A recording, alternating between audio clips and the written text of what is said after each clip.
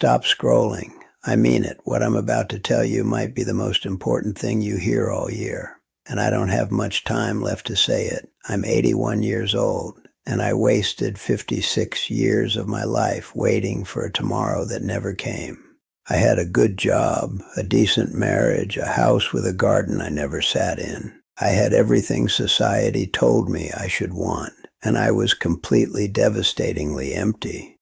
You think you have time. You think there's always next year, next month, next week. You think life will slow down and hand you a moment to finally breathe. It won't. I know because I waited. I waited and waited and waited. And now I'm 81, sitting in a quiet house, talking to you, a stranger, because the people I should have talked to are either gone or they stopped listening years ago. Something happened to me 3 years ago that broke me open. And what spilled out was the truth I had been running from my entire life. Let me tell you what happened. I was 78 years old. A Tuesday morning, I remember because Tuesdays were garbage days, and I was dragging the bin to the curb. Then everything went black. I woke up in a hospital. Stroke. The doctor said I was lucky. 5 more minutes without help and I would have been gone. My neighbor found me face down on the driveway. Lucky, that's what he called it. But lying in that hospital bed, I didn't feel lucky. I felt terrified, not of dying, no. I was terrified because I realized something. I hadn't lived yet, 81 years on this earth, and I hadn't lived. I lay there staring at that white ceiling, and a nurse asked me a simple question. She said, "Is there anyone you'd like us to call?" I gave her 3 names, my son, my daughter, my brother. My son didn't answer. My daughter said she'd try to come by after work. My brother had died 2 years before, and I had forgotten. I had actually forgotten my own brother was dead. That's what waiting does to you. It erases people from your life so quietly you don't even notice until you reach for them and they're gone. I lay in that bed for 6 days. My daughter visited twice. My son never came, and I understood why. I had never shown up for them. Not really. I was always busy, always tired, always going to make it up to them later. Later. That word destroyed my life. Let me tell you how I spent 56 years. At 25, I told myself, when I get the promotion, then I'll take a vacation.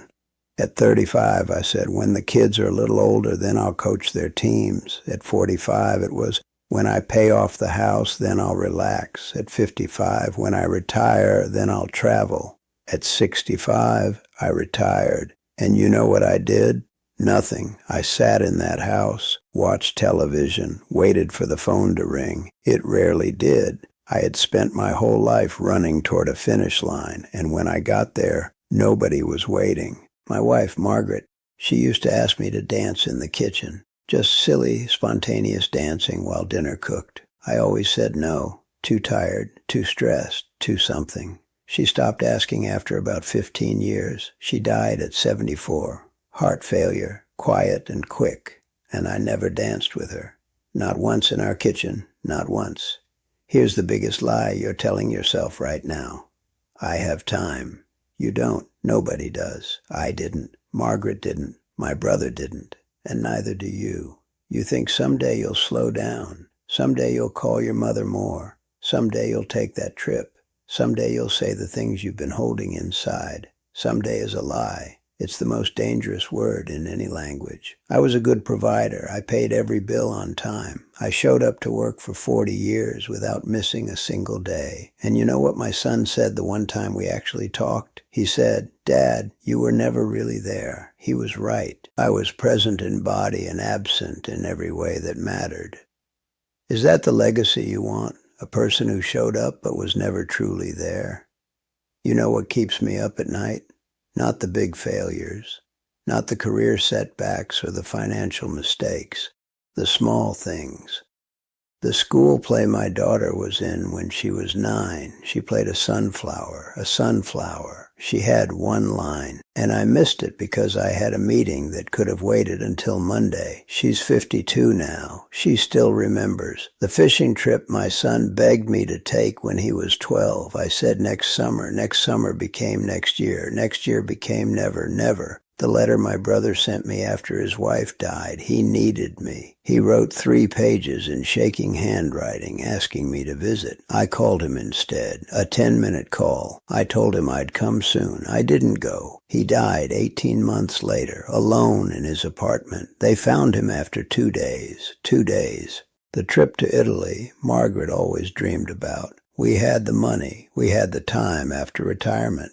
But I kept saying the flights were too long. The food would upset my stomach. Excuses. Pathetic, cowardly excuses. She never saw Rome. She never saw the ocean from a villa window. She never got her dream because I was too comfortable in my little routine. And the words, God, the words I never said. I never told my son I was proud of him. I never told my daughter she was brave. I never told Margaret she was the best thing that ever happened to me. I thought they knew.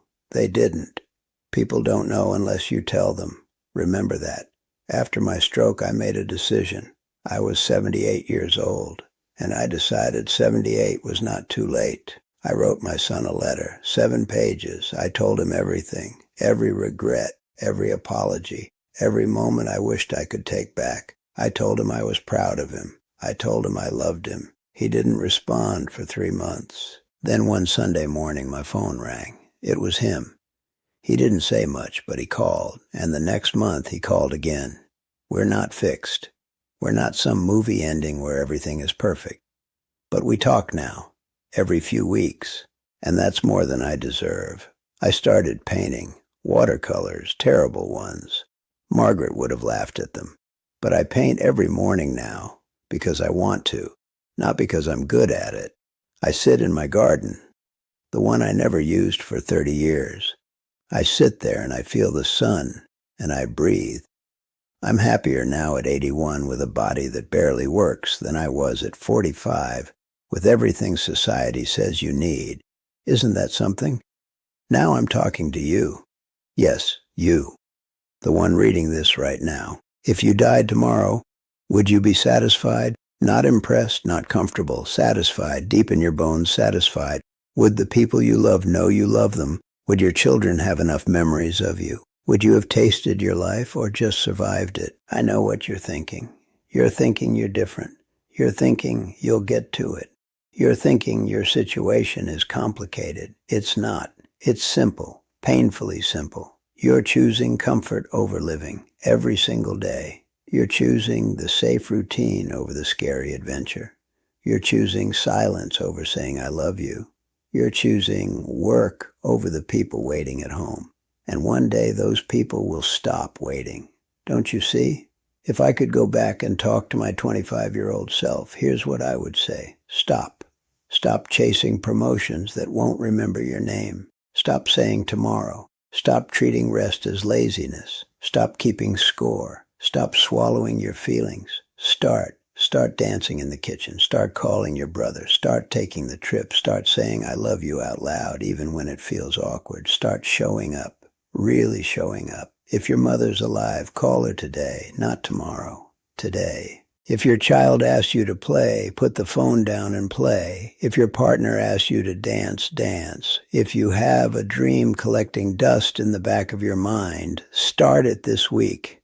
Not perfectly, not completely. Just start. Do it now, not later. Now. I'm 81. I've been truly living for only 3 years. 3 years out of 81, and these 3 broken, imperfect, beautiful years have been the best of my life. But I would give everything to have those 56 years back, to have danced with Margaret, to have watched my daughter be a sunflower, to have gone fishing with my son, to have visited my brother when he needed me. I can't get them back, but you still have yours. The irony is this. When you finally understand that time is running out, you stop wasting it. You stop postponing joy. You stop waiting for permission. you live. You have a choice right now. Keep scrolling. Keep telling yourself there's time. Keep living the same comfortable, empty routine. Or wake up. Start living before life decides for you. Someday is today. It always has been. The clock is ticking. What are you going to do with your time? If this reached something inside you, share it with someone who needs to hear it. Subscribe, because I have more truths to tell and not much time left to tell them. Leave a comment and tell me what you're going to do differently. I read everyone, and your time is precious. Thank you for spending it with me.